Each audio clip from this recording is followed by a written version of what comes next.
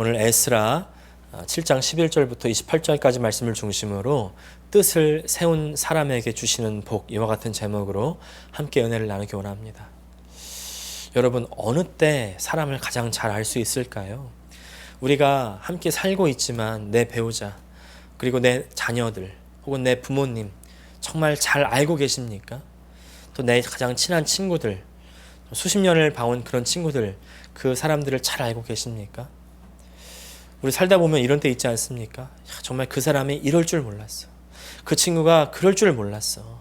또 심지어는요, 20년, 30년 이렇게 같이 산 내 남편, 내 아내, 내가 정말 이 사람 몰랐다. 이런 말들을 하는 경우를 우리가 보게 되는 때가 있습니다. 언제 그런 말을 하게 됩니까?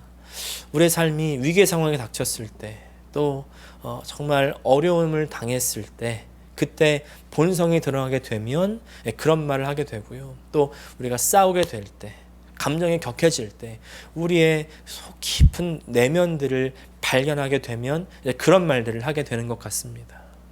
그래서요, 우리가 이런 말 주로 하죠. 연애할 때 사람들한테 사계절은 지나봐라. 그래야 그 사람을 알게 된다.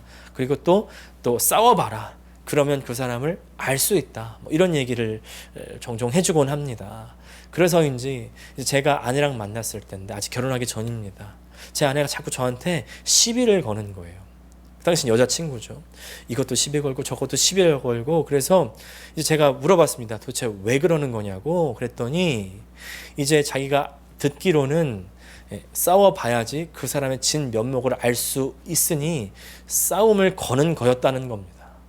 제가 그 말을 듣고 싸웠을까요? 안 싸웠을까요? 절대 안 싸웠죠. 아주 철저하게 절제하고 아주 젠틀하게 부드럽게 더 대해줬던 그런 기억이 있습니다. 그런 거 보면요, 사실 연애할 때는 가장 좋은 모습, 아주 철저하게 포장되고 감춰진 그런 모습만 보여주는 것 같습니다. 살아야 진면목을 알 수 있게 되는 거죠. 살아보면요, 그 사람의 진면목도 발견하게 되지만 정말 내가 누구인지도 발견하게 되는 때가 있지 않습니까? 나는 그냥 하던 대로 말하고 행동했을 뿐인데 나중에 보니까 상대방이, 내 아내가, 내 배우자가 화가 난 거예요. 상처를 받은 겁니다. 그때는 몰랐다가 나중에 싸워보면서 또 이야기해보면서 그때 이 사람이 왜 상처받았는지, 왜 화가 났는지를 듣게 되면 그제서야 이 사람을 알게 되는 겁니다. 이 사람이 이거는 싫어하는 사람이었구나. 이렇게 하는 것을 좋아하는 사람이었구나. 그제서야 그 사람을 알게 되는 거죠. 하나님과의 관계도 마찬가지인 것 같습니다. 신앙생활 한다는 건요, 하나님과 관계를 맺어가는 것인데, 그렇게 하나님을 알아가는 것인데, 근데 처음에 신앙생활 할 때는요, 너무 좋습니다. 너무 감사합니다. 너무 기쁩니다. 은혜를 받으니까 막 날아갈 것 같아요. 너무 하나님의 손길이 따뜻합니다. 그런데 그렇게 계속 지나다 보면, 시간이 지나면 어느샌가 하나님과 관계가 꺾어져 있습니다. 멀어져 있는 것 같아요. 근데 자세히 분석해 보면 사실 하나님은 멀어지지 않으셨는데 우리가 하나님으로부터 떠난 경우가 많습니다. 왜 그럴까요? 내가 옛날의 습관, 옛날의 죄악들을 아직 버리지 못하고 예전에 하던 대로 그대로 하다 보니까, 습관적이고 반복적인 죄를 계속 짓다 보니까 하나님으로부터 멀어지게 되는 것이죠. 그러면서 괴롭고 힘든 일을 겪게 되는 겁니다. 하나님으로부터 징계를 받기도 하고요, 내가 스스로 만들어낸 고난들을 당해 가는 때가 있기도 하죠. 근데 그런 과정을 겪으면서 철저하게 알아가는 것이 무엇입니까? 바로 하나님이 진정 누구신가 하는 것이죠. 그전에는 하나님은 이런 분이지, 하나님은 죄를 싫어하시고 의를 좋아하시고 공의로우신 하나님, 우리가 머리로는 알게 돼요. 알 수 있어요. 그러나 고난을 통과해야만, 징계의 과정을 통과하면서 정말 하나님이 싫어하시는 것이 무엇인지를 우리가 피부로 와닿게 되는 겁니다. 알게 되는 겁니다. 그렇게 배우게 되면 중요한 건 뭐예요? 다시는 그 죄악을, 그 행동을, 그 말들을 하지 말아야 됩니다. 스탑해야 되죠. 이제 끊어버려야 됩니다. 근데 어떻게 돼요? 다시 예전으로 돌아갑니다. 그때만 지나면 다시 반복하게 돼요. 인터넷에서 많이 회자되는 말 있다고 제가 소개해드린 적이 있는데, 이 말 아십니까? 인간의 욕심은 끝이 없고 같은 실수를 반복한다는 거예요. 정말 진리 아닙니까? 우리가 고난을 당하기 전에 혹은 작은 고난을 당할 때 깨닫고 돌아오면 좋은데, 근데 내가 아직 변하질 못해요. 작은 실수, 계속 같은 실수를 반복합니다. 왜? 그 실수를 끊을 정도로, 스탑할 정도로 그만큼 내가 충격적으로 깨닫지 못한 겁니다. 여러분, 내 영혼에 충격을 받으셔야 돼요. 항상 충격적으로 받아들이셔야 됩니다. 그래야 더 힘든 과정을 안 거칠 수가 있습니다. 못 깨달으면 어떻게 돼요? 하나님께서 더 깊은 곳으로 우리를 끌고 들어가십니다. 바닥을 치게 하시고요, 나락으로 떨어지게 하세요. 그러면 우리가 어떻게 됩니까? 그때서야 뼈저리게 깨닫게 되죠. 그리고 그렇게 바닥을 치면서 경험으로 배우면 절대 잊어버리지 못하게 되는 것입니다. 사실 이스라엘 백성들이 이렇게 배운 케이스였습니다. 이스라엘 백성들이 하나님의 말씀을 불순종하고 안식일을 지키지 않고 하나님만 섬기지 않았습니다. 그래서 선지자들을 보내서 하나님께서 경고하시죠. 너희 돌아와라. 너희 회개해라. 회개하지 않아요. 그러자 이제 다른 나라들을 이용해서 침략하게 하십니다. 그럴 때야 비로소 사람들은 겸비하고 하나님 잘못했습니다. 하나님 도와주십시오. 하나님 구원해 주십시오. 그러면 하나님께서 도움의 손길을 보내셔서 구원해 주십니다. 그렇게 회복이 되죠.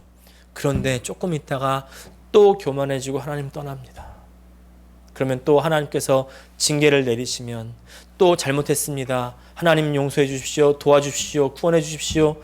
또 도움의 손길을 보내시고 그것들을 계속 반복합니다. 반복하다가 더 이상은 안 되겠어요. 결국 어떻게 됩니까? 북이스라엘은 아시리아 제국을 보내서 멸망시켜버리고 남유다는 바벨론 제국을 보내서 멸망시켜버리죠. 아시리아 제국은요, 북이스라엘을 완전히 흩어져서 민족을 없애버립니다. 남유다는요, 아주 바벨론 제국의 포로로 끌려가 버리죠. 그렇게 70년 동안 노예 생활을 한 이후에 이제 풀려나고 귀환해서 그리고 성전을 짓고 이제 새롭게 되는 내용, 그것이 바로 이제 오늘 우리가 봤던 에스라 1장부터 6장까지의 내용이고요. 이제 우리가 지난주에 살펴본 에스라 7장부터 10장까지의 내용은 이제 사람들이 새로워지는 내용입니다. 개혁되는 내용이에요. 여러분, 우리가 개혁이라고 하면 뭔가 법령을 고치고 정비해서 나라가 새로워지고 사회가 새로워지는 그런 것들을 생각하기 쉽지만 사실 유다 공동체에게 있어서 진정한 개혁이란 무엇입니까? 짧게 얘기해서 하나님께서 좋아하시는 것은 더욱하고 하나님께서 싫어하시는 것은 그만하는 것입니다. 스탑하는 것입니다. 끊어내버리는 것입니다.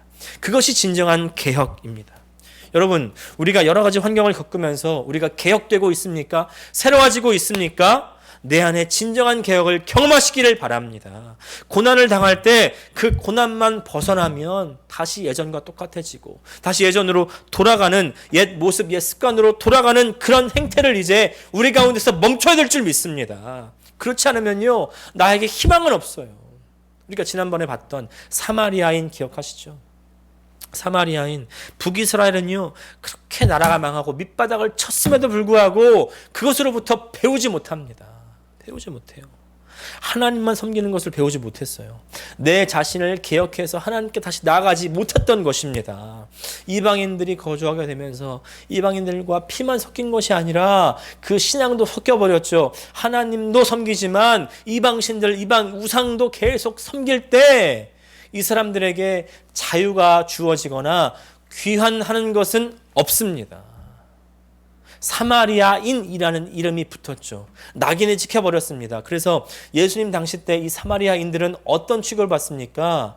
개, 돼지와 같은 그런 취급을 받는 사람들이 되었어요. 하나님의 백성으로부터 탈락하게 된 것입니다. 여러분, 그런데 남유다는 어떻게 됐습니까?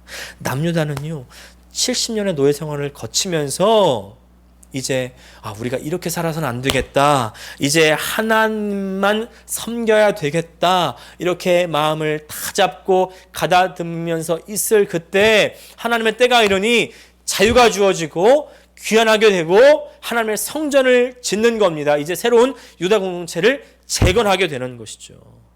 여기에 이 두 나라 북이스라엘과 남유다의 차이점이 보이십니까? 나와 내 가정과 내가 속한 그 공동체, 우리 교회는요, 남유다와 같이 개혁되어야 될 줄 믿습니다. 새로워져야 될 줄 믿습니다. 하나님만 섬기시기로 뜻을 세우시기를 축복합니다. 그것이요, 가장 나를 위하는 일이에요. 이렇게 뜻을 세우고 예루살렘으로 귀환하는 이 에스라에게 하나님께서는요, 아낌없는 복을 허락해 주시는 거예요. 7장 11절부터 28절까지 말씀이 이 아닥사스다 왕이 에스라, 그리고 에스라와 함께 귀환하는 이 2차 포로 귀환하는 이 사람들에게 주시는 복입니다. 오늘 이 사람들에게 주시는 복을 알아보면서 우리의 삶 가운데 적용하게 되는 그런 은혜를 나누기를 원합니다.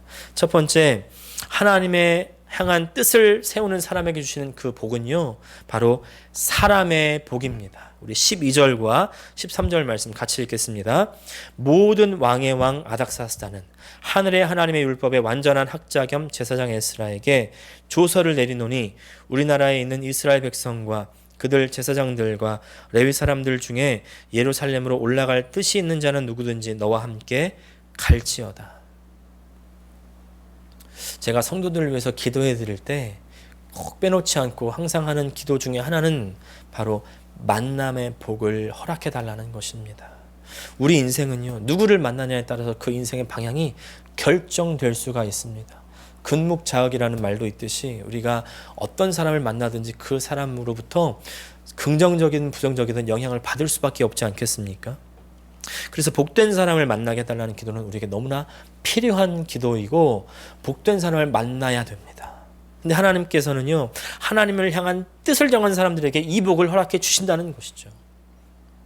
여러분, 이스라엘 백성들이 이제 바벨론의 포로로 잡혀갔을 때 암울하고 힘들고 어려운 바벨론의 압제 속에서 그 굴복해야만 되는 그때에 오히려 오직 하나님만을 섬기겠다고 뜻을 세운 한 사람이 있었습니다. 여러분 기억나십니까?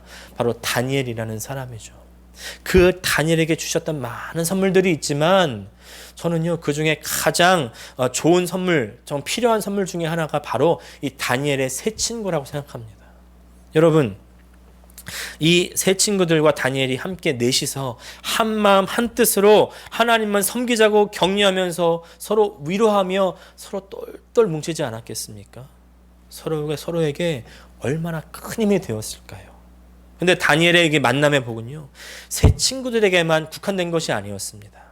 다니엘이 뜻을 정하고서 우상의 제물로 바쳐졌던 이 왕의 음식, 왕의 포도주로 나를 더럽히지 않겠다고 작정하고 이제 환관장에게 부탁했을 때 다니엘 1장 9절 보니까 하나님이 다니엘로 하여금 환관장에게 은혜와 긍휼을 얻게 하신지라 이렇게 기록합니다. 이 부분이 참 중요합니다. 세상살이는요, 나 혼자 살아갈 수 없습니다. 대인관계가 필수죠. 세상 안에서 섞여 사는 것이 아주 중요합니다. 이 세상살이 대인관계 속에서 상대방이 나에게 호의를 가지고 나를 긍휼히 여기고 불쌍히 여겨주는 그런 마음이 아주 중요합니다. 근데 이 복을요, 하나님을 향해서 뜻을 세우니까 하나님이 허락해 주시더라는 겁니다. 하나님이 이 같은 믿음을 가진 사람들만 주신 뿐만 아니라 이 세상에서도 동정을 얻고 호의를 받게 하시는 거예요. 오늘 에스라도 마찬가지입니다. 에스라가 하나님을 향한 뜻을 세우고 하나님 그 나라를 위해서, 하나님 성전을 위해서, 하나님 백성을 위해서 돌아가고자 할 때 이제 이 제사장들, 이스라엘 백성들이 함께 모였을 뿐만 아니라 또 뭐가 있습니까? 이 모든 것을 준비해주고 지원해주는 사람도 또한 있었다는 거예요. 그 사람 누굽니까? 아닥사스다죠. 하나님을 향해서 뜻을 정한 사람이 받는 그 복. 그 복 우리가 가장 필요한 줄 믿습니다. 만남의 복. 우리에게 이 복 필요합니다. 특별히 어렵고 힘든 때를 지나가는 이 시대에 하나님을 향해서 뜻이 맞는 사람들, 믿음의 뜻이 맞는 사람들 만나셔야죠. 그래서 마지막 때 좋은 교회, 좋은 성도 만나는 것 중요하다고 이야기하지 않습니까? 여러분, 우리 주로 교회 선택할 때 어떻게 선택하세요? 이 교회 가보니까 이 사람들 구미가 맞아. 나랑 취향이 비슷해. 이렇게 선택하시면 안 돼요. 어떻게 좋은 교회, 좋은 성도를 알 수가 있습니까? 그 교회, 그 성도가 어떤 뜻을 세웠는지를 바라보셔야 돼요. 영혼을 구원하고 하나님 말씀에 따라가려는 그 뜻을 세운 교회, 그 뜻을 세운 성도, 그 뜻을 세운 사람들을 만나시기를 축복합니다. 여러분, 내가 먼저 그 뜻을 세울 때 하나님께서 그 사람들을 만나게 하십니다. 하나님을 향한 그 뜻을 세우셔서 사람을 만나는 그 복 있으시기를 축복합니다. 두 번째로, 하나님의 사람으로 개혁하려는 그 뜻을 세우는 사람에게는요, 물질의 복도 함께 임합니다. 15절과 16절 말씀입니다. 왕과 자문관들이 예루살렘에 거하시는 이스라엘 하나님께 성심으로 드리는 은금을 가져가고, 또 내가 바벨론 온 도에서 얻을 모든 은금과 및 백성과 제사장들이 예루살렘에 있는 그들의 하나님의 성전을 위하여 기쁘게 드릴 예물을 가져다가, 이런 말이 있죠. 뭐니 뭐니 해도 머니다.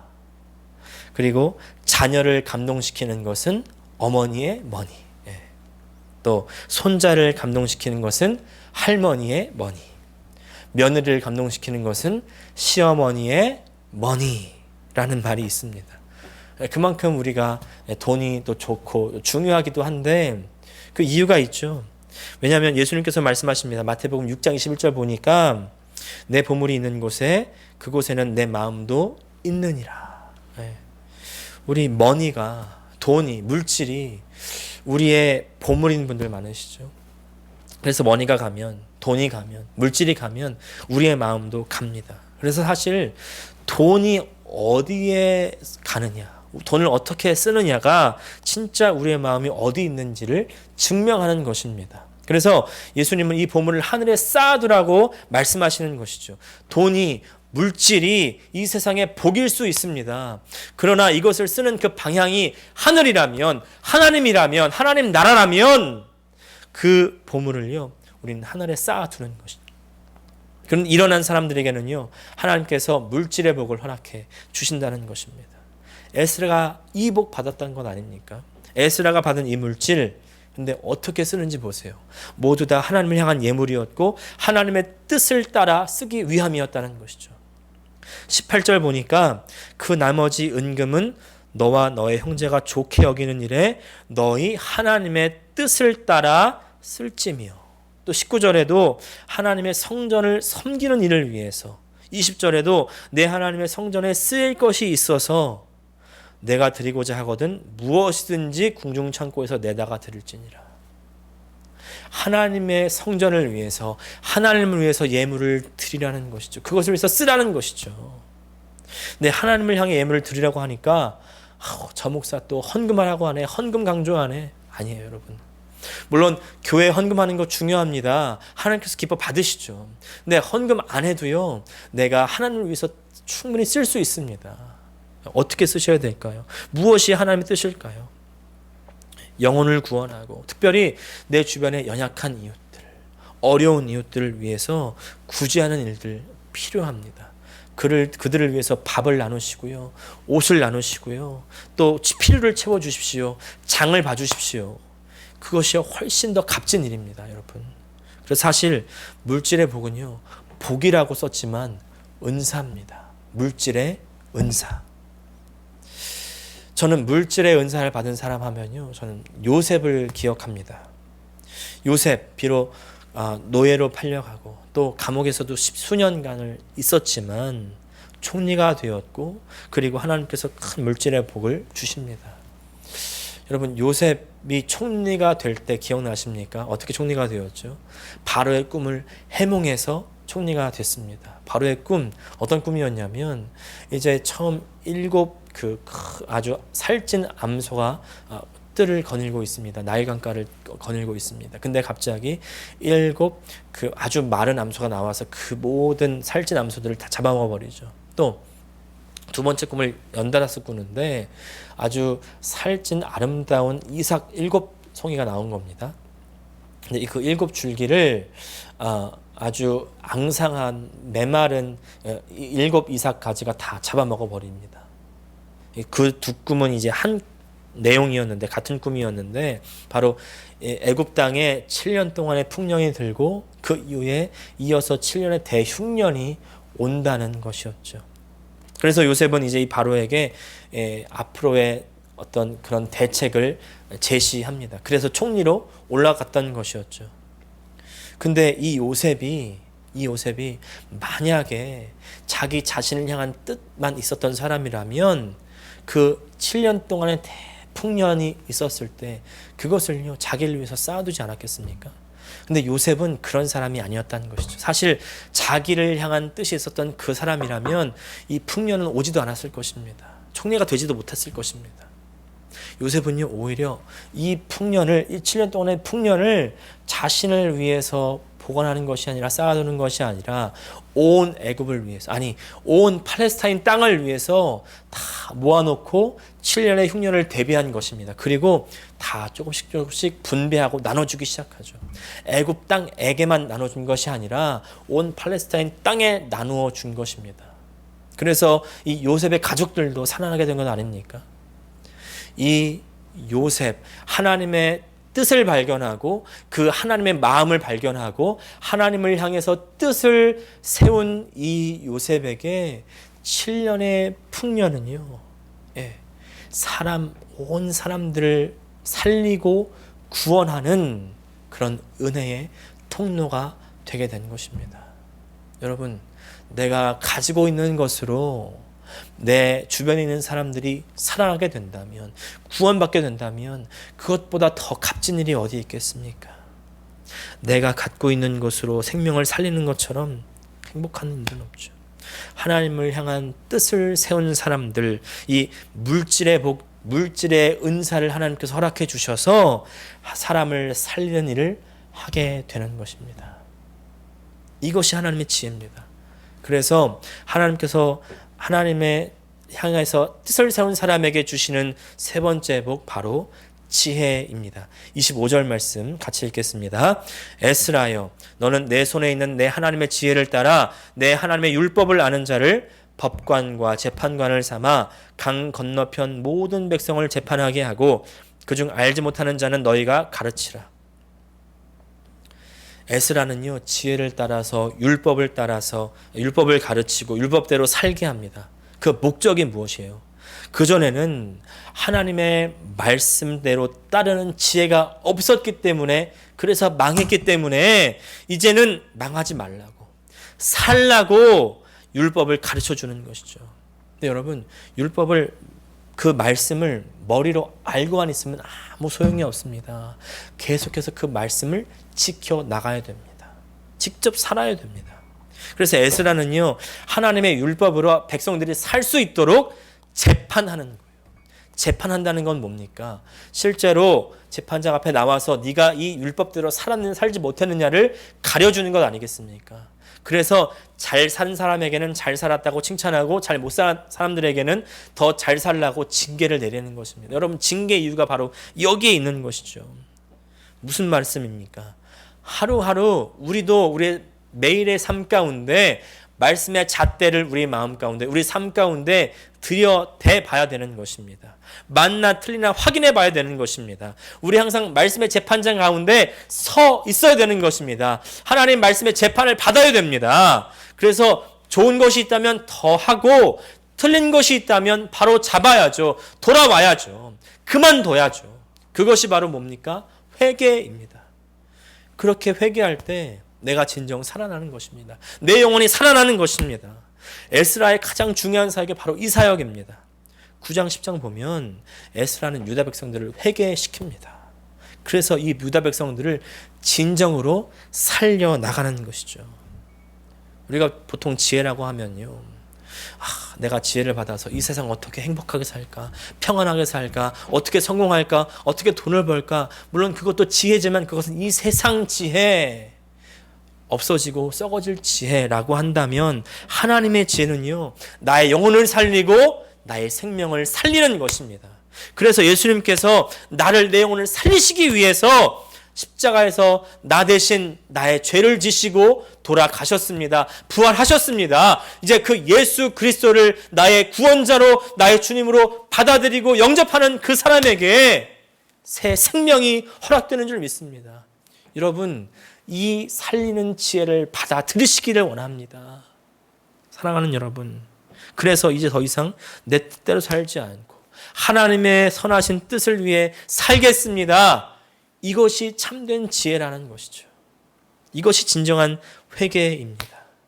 내 영혼을 살리는 이 지혜의 복을 받으시기를 축복합니다.